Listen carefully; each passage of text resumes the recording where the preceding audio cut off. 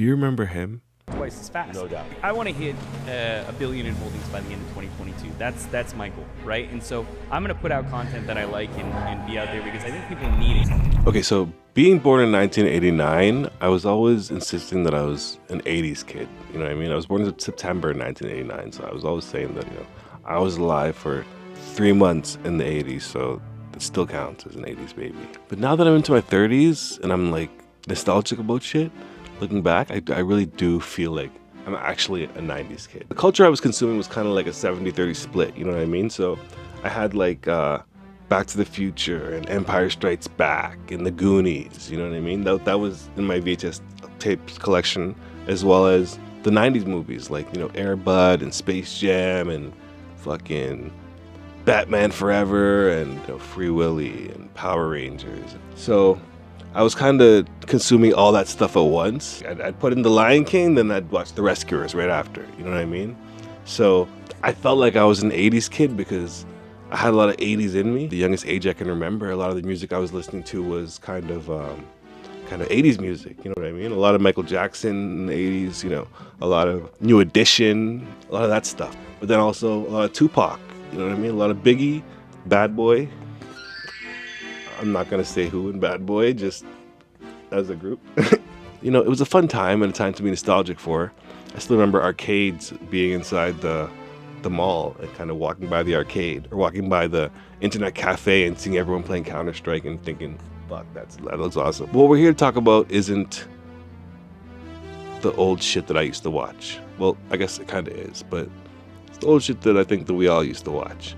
Well, at least the Canadian kids out there, right? So I grew up in Brampton. It's kind of a suburb outside of Toronto. And, I went to school with Michael Cera. I played basketball with Tristan Thompson.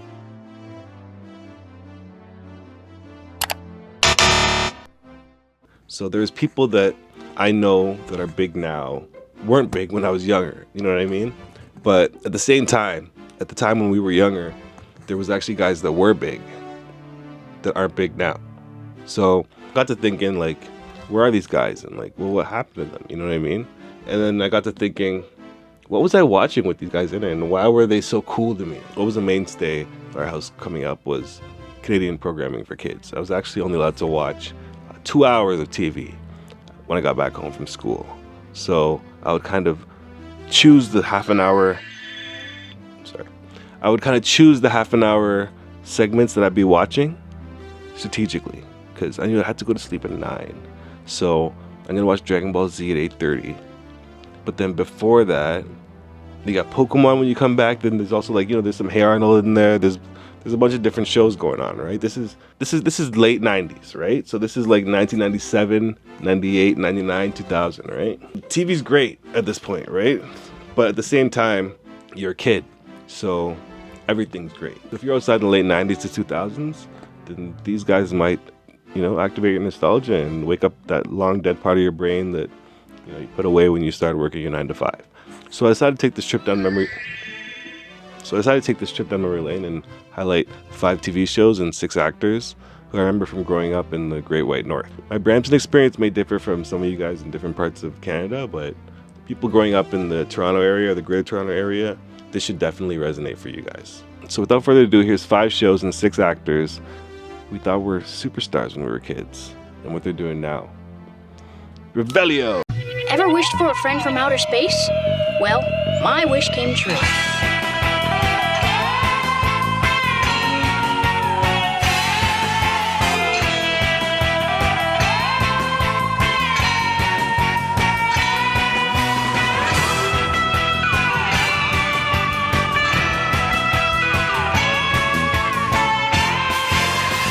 I was a 6th grade alien, also known as My Best Friend is an Alien. It was a Canadian-British children's TV show. It starred Plesket, a purple-skinned, blue-haired extraterrestrial being with an antenna positioned on his head. He tried to fit in and make some friends, but due to his strange appearance, he doesn't really succeed. He does make one friend, Tim, who's interested in space and aliens. 2 friends go through 6th grade together, and during the series, they solve a bunch of different unusual problems from space. The show premiered on July 13th, 1999, and it ended in January 10th, 2001. Crazy thing is that this show knocks off half of our list, although we'll be talking about these actors in different shows as well. For me, I was 6th Grade Alien was a mainstay at my place. Whenever I'd find it on channel surfing, I'd always keep it on. So the first actor we're going to be talking about is actually the main character of this show, my guy Ryan Cooley, who played Pleskett. Definitely a quirky actor. Cooley was a guy that I always enjoyed watching. He was a comedian even as a kid, and he played that role to perfection with all of his characters. But where he really shined was on Degrassi, The Next Generation.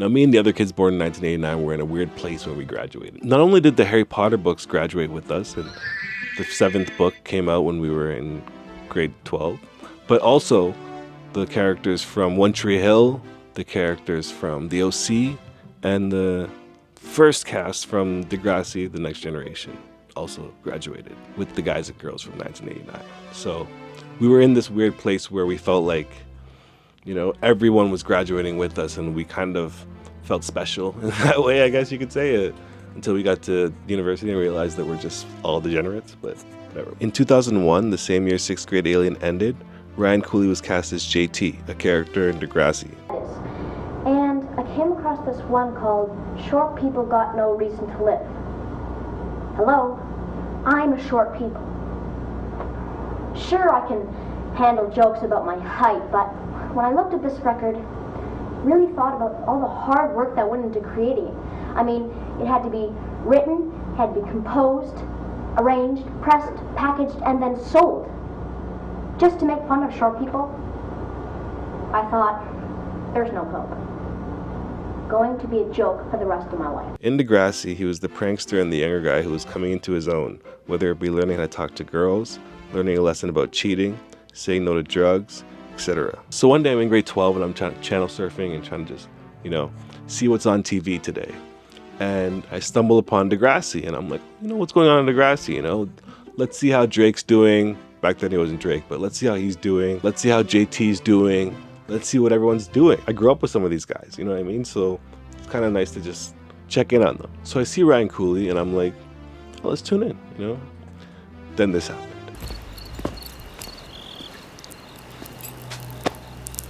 Couldn't find a toilet? He did. Oh, I get it. My car sucks. Ha ha. You guys slay me with your humor. Yeah, mascot boy? Yes! Laugh at this. Yes! No! Fuck! Shit! Yeah, JT got stabbed and died. Remember that? It was all anyone was talking about at school the next day, and we were all kind of like shocked that this kid we grew up with that could have been like a kid down the street, because these characters are in Toronto, right? Got stabbed and died. One of the first shows where I think that we all kind of were just saw something that was just so shocking and a death that really hit us. I think the other people that were born around the same time as me from the GTA area can attest to this fact. On my Palm Bay Paradise twist, because I'm not gonna go Jamaica for a while again, so you might as well fucking imagine, right? As for Cooley, following his departure from Degrassi, he took a break from acting to attend University of Toronto's theatre program. He never really found success as a part of a main cast in a successful show after Degrassi, and after a few small acting roles here and there and a couple of voiceover roles in the mid-2010s, he left the industry. Today, Ryan's the VP of the Conrad Group, a digital consulting and innovation firm, and was just recently engaged. Congrats, Ryan. I bless your funeral. I mean, your wedding. Shit, fuck. Congrats, Ryan. Have a good life. That sounds mean. Anyways, congrats, homie. The next person I wanted to highlight from 6th Grade Alien was the actor Daniel Clark. Not to be confused with his little brother Robert Clark, who we'll get to soon. Don't worry. Daniel Clark is probably the most recognizable of the two brothers today, although back in the day, Robert was the most recognizable and he was getting all the lead roles. Daniel Clark played Tim Tompkins on 6th Grade Alien after starring in the Goosebumps and Are You Afraid of the Dark episode in the late 90s. Wait, stop. We gotta talk about Are You Afraid of the Dark.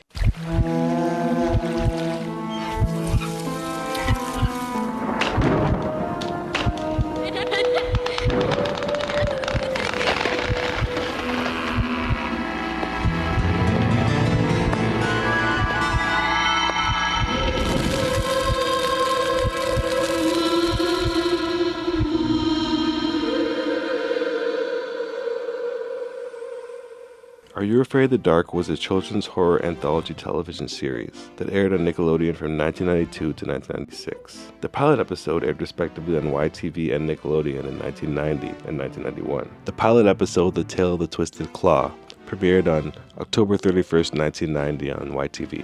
The following year, the series premiered on Family Channel on September 2nd, 1992. The series moved from Family Channel to YTV on September 6, 1993.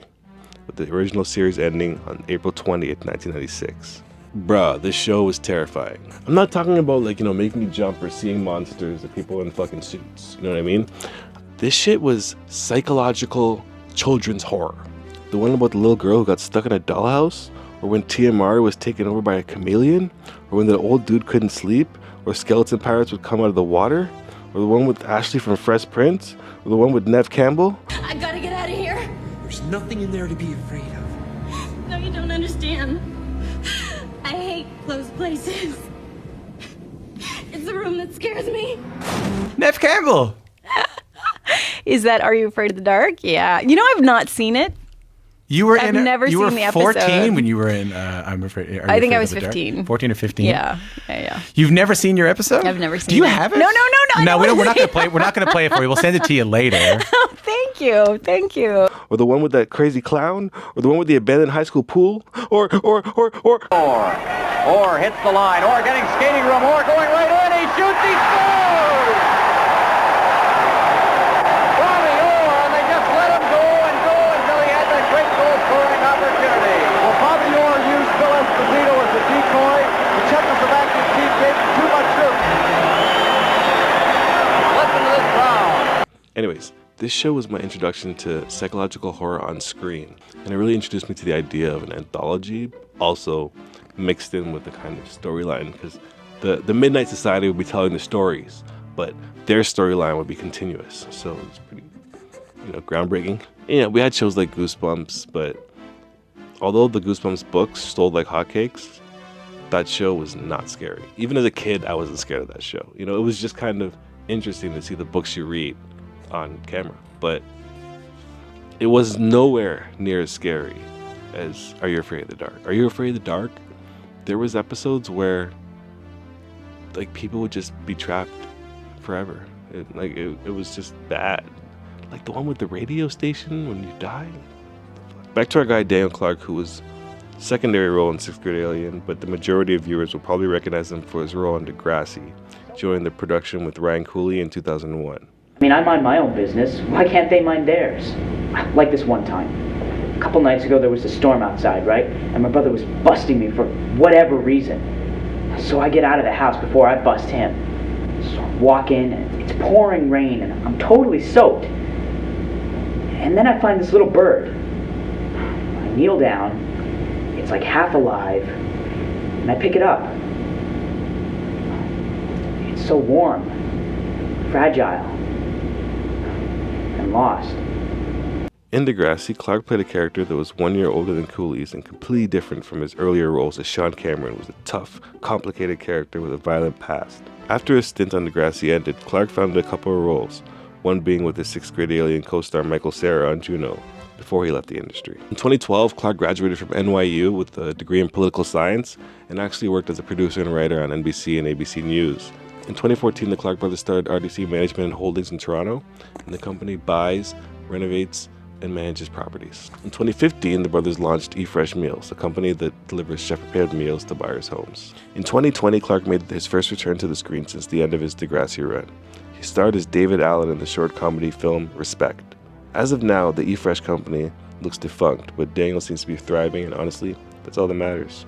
Now shifting over to the third actor in 6th Grade Alien, and one that I admittedly had a crush on, Shadia Simmons. Simmons played October Wilde in 6th Grade Alien, but you may have remembered her from that second dummy episode of Goosebumps and the really creepy night nurse episode of Are You Afraid of the Dark? Later, Simmons was cast as a replacement for Raven Simone in the Xenon sequel. Remember Xenon? The girl of the 21st century? Yes, 21st century right now, and there's no flying cars, and I'm not in space, so somebody lied. So now we're getting into the multiverses and the crossovers of the Canadian child actors from the late 90s and early 2000s. After 6th Grade Alien, Shadia Simmons was in a show called Strange Days at Blake Holsey High. This show was pretty similar to Zack Files, if I remember correctly, with Clark stepping back from the main role in favor of Emma Taylor Isherwood, who, fun fact, voiced Mona the Vampire. Later, Shadia Simmons spent some time on Ace Lightning, a UK-based show that was shot in Canada, before meeting up with Michael Cedar yet again in Life with Derek in 2005 and working with him on that show until 2009. Shadia Simmons stepped away from acting in 2009 and has actually received her teaching degree in the years since. Now with 3 kids, she's a high school teacher in Mississauga, Ontario, but stays connected to her acting roots as a director at Star Studios. Her brother and sister are also actors. Her sister actually most recently played Ashley in Gen V and The Boys. You may have seen her. You may have seen that show. It's a pretty big show. Shadia Simmons was and is a role model for black girls in Canada who didn't see themselves on screen until they saw her. She's actually a true Canadian legend. We love you, Shadia, but I love you more. The Zack Files is a Canadian science fiction TV show that based on the book series of the same name written by Dan Greenberg. It first aired on YTV from September 17, 2000 till the final episode aired on May 5, 2002. The series was shot in Toronto and revolves around a teenage boy played by Robert Clark, who's a magnet for paranormal activity and attends high school for the boys, along with his 3 friends, Cam, Gwen, and Spencer. You may be wondering how Gwen goes to a school for the boys. Well, her dad's the principal there, actually, so nepotism? The series was marketed as X-Files for kids. Okay, I was a big fan of Zack Files, first and foremost, for the theme song. That shit was a fucking banger.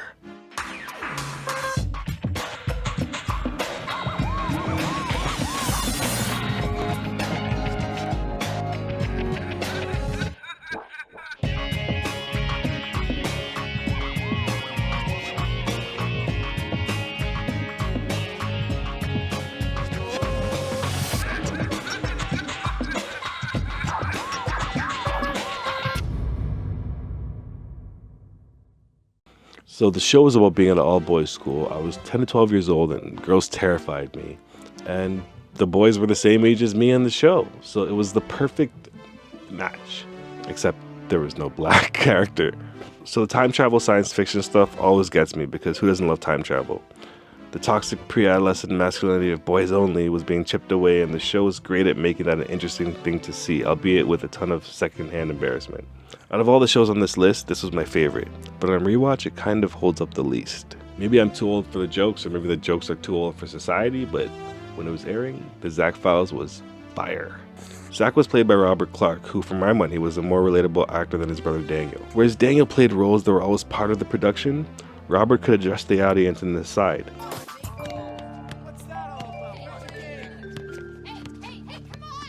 Life is not fair, and anyone who tells you it is lying. Much like another Zack. There you are, Zack. I've been looking all over for you.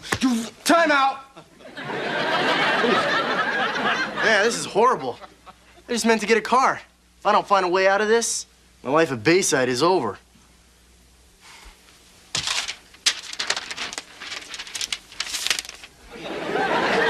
Time in. Oh, Mr. Belkin, I'm sorry. To me, that's my talent, but what the fuck do I know? I never get cast in any of these things anyways. Not for lack of trying. Unlike his older brother who worked his way up in television, Robert was fortunate enough to be cast in a major motion picture for his first role. The only problem was it was Superstar, a negatively received MTV film, which I owned, starring a young Will Ferrell and Mary Catherine Gallagher. Your birthmark looks like shit.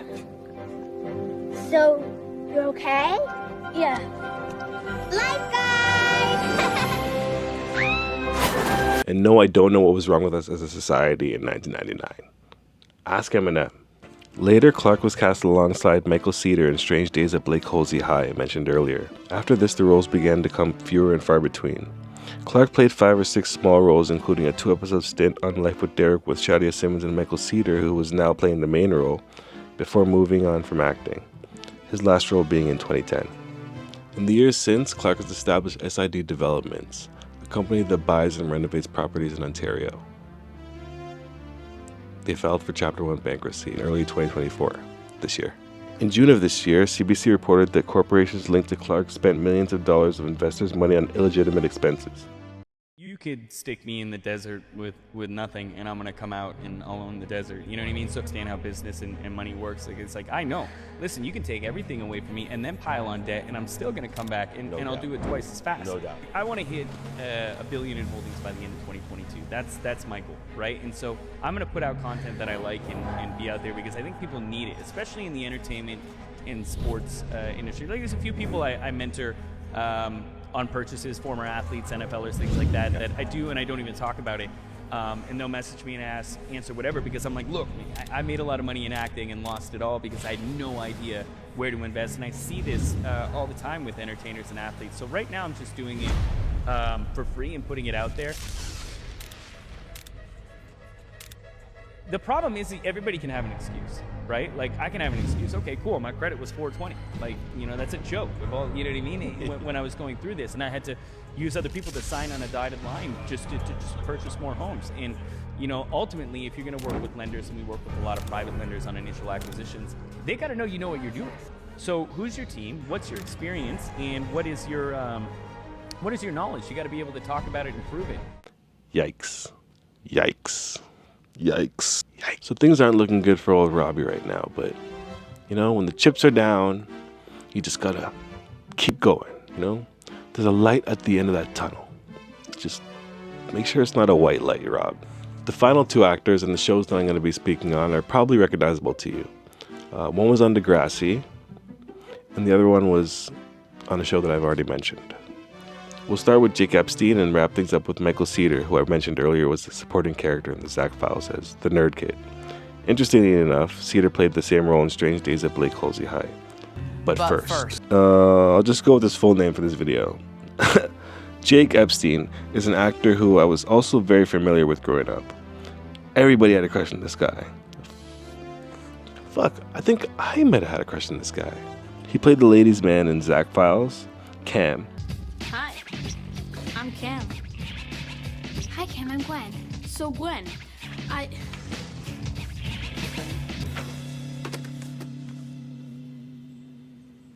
I mean, we go here. And later played Craig in Degrassi. Craig was an extremely complicated character, and he played that shit to a T. There were times when I completely forgot about the Zack Files, and he became that character, Craig. Let me read you some of the description for the Craig Manning character. Craig is a ladies' man with a passion for music. He's physically and emotionally abused by his father until he moves in with his deceased mother's husband. He tries to rekindle his relationship with his father until his father's death.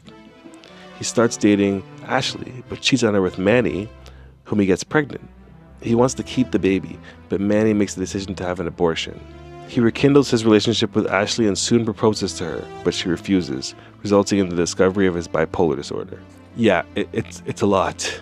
And Jake Epstein is an amazing actor to be able to pull all that stuff off at such a young age. Nothing to say. I'm not special at all. What's so special about being one of 6 billion people on an insignificant planet, drifting through the outer reaches of a limitless universe? Like, say I were to kill myself. Besides my immediate family and maybe some of the more emotional people here, who would care? What would it matter? A subatomic blip in the temporal fabric of creation. Okay, maybe I'm being a little melodramatic. Now, don't send for the guys in the white coats yet. I'm really in no hurry to die. I saw my mother do it, and trust me, it's not pretty. After Degrassi, Jake Epstein found small roles here and there until 2017, when he was cast as a recurring role in season 7 to 9 of Suits.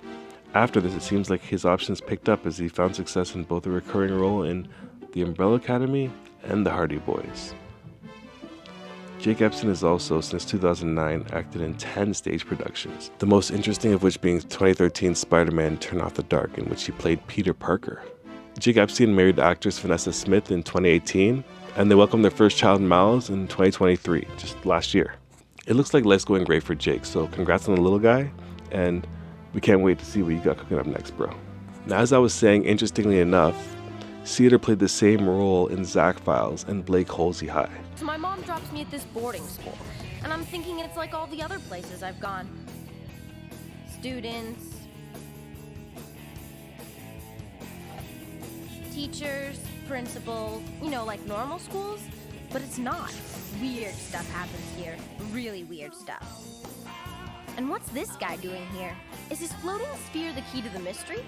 Something's going on and someone's behind it, and we're gonna get to the bottom of it.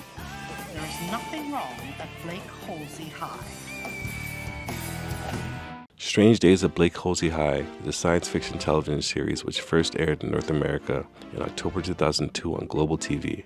It's set at a fictional boarding school where Science Club, 5 students and their teacher, investigate mysterious phenomena, most of which is centered on a wormhole located on school grounds. The series was a success, spanning 4 seasons. I would always confuse Strange Days and Zack Files because not only were the actors in the same roles, but they were wearing the same uniforms. I mean, granted, one was a private boarding school and the other was a all-boys day school. They were both wearing maroon.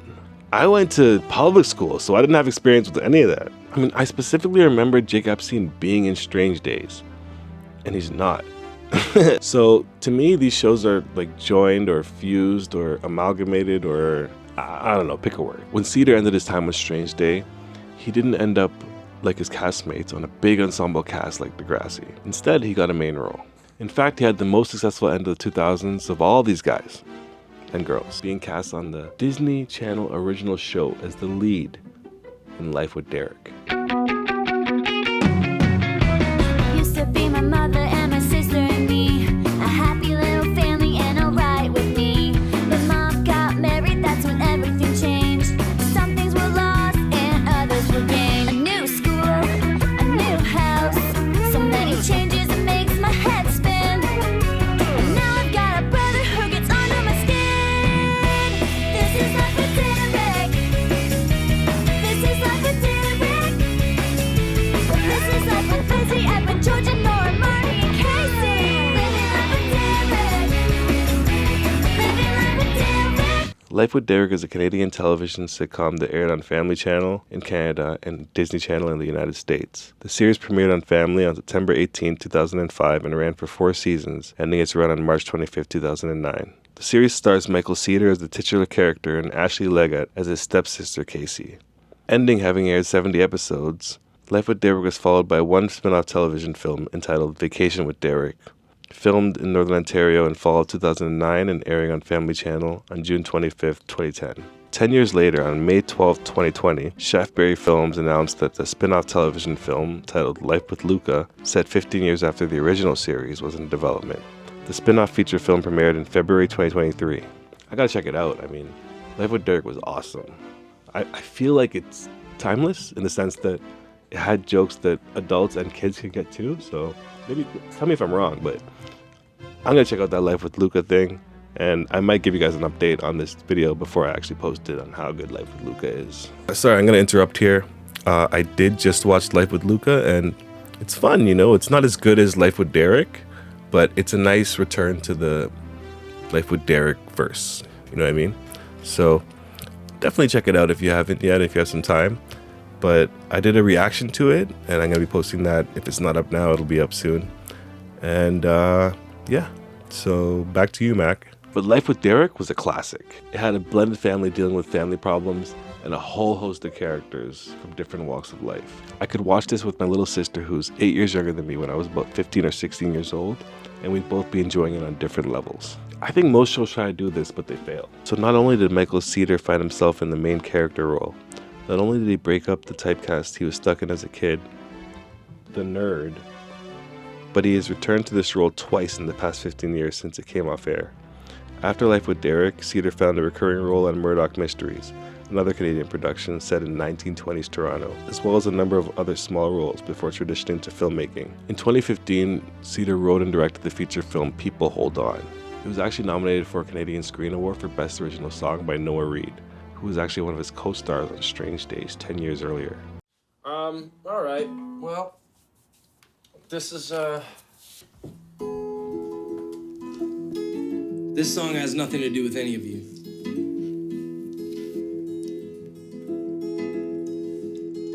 Bartender, one more for the road.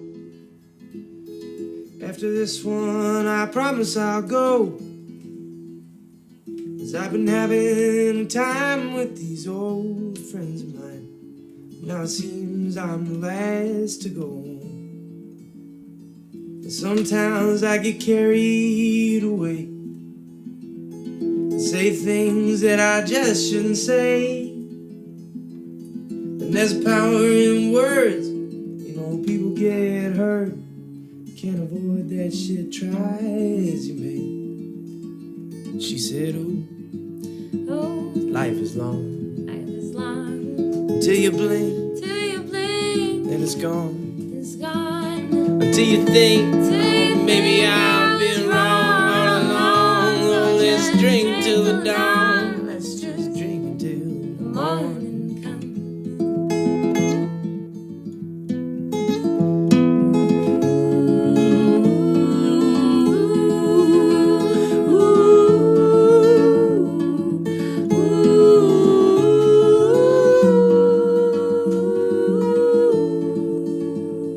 Well, there's times when you're burning too bright. There's times when the money ain't right.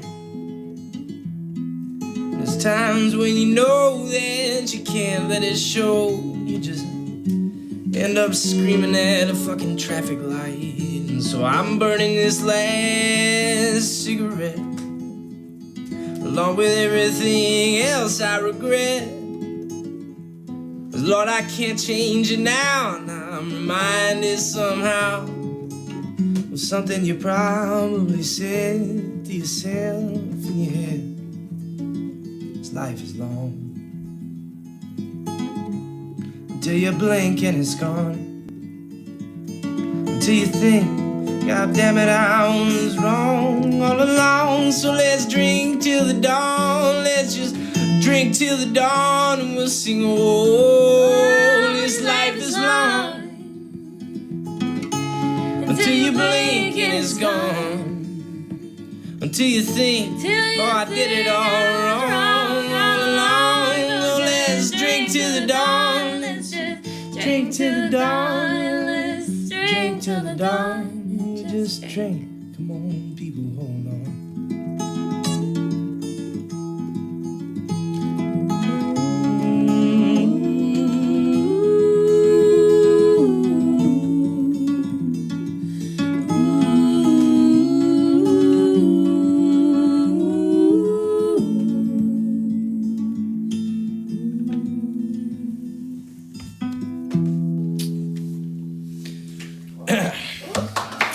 Something like that. The film premiered at Cinefest Sudbury International Film Festival in 2015. It received mixed reviews. In 2016, Cedar wrote and directed his second feature film, Sadie's Last Days on Earth. This one unfortunately received mostly negative reviews from critics and has a 40% score on Rotten Tomatoes, which isn't that bad. A lot of movies get much worse than that. Like, a lot of bad movies get much worse than that. You know, stepping from in front of the camera to behind the camera is not easy, and I respect Michael Cedar's courage to, you know, try to exhibit his creativity for all of us to see. Personally, I look forward to seeing how his career grows as he becomes more comfortable being a director. Keep it up, Mike. The sky's the limit, homie.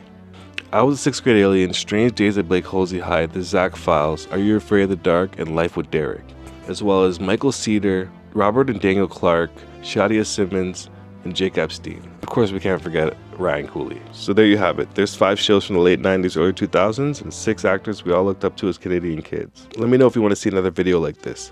In my researching, I've already found some great candidates for a part 2 video, but I'm only going to do it if people give a shit. So please, like, share, comment for the algorithm, and subscribe to see the next video I'm putting up.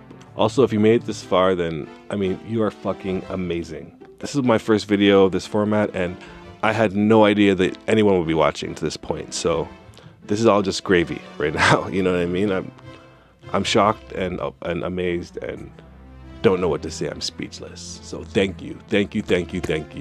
And I look forward to being on your screen again. And any feedback would be appreciated.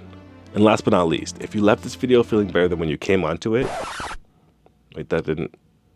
Anyways, if you feel better now than you did before, then my job here is done. Thanks for watching again, and have a great day. Boop.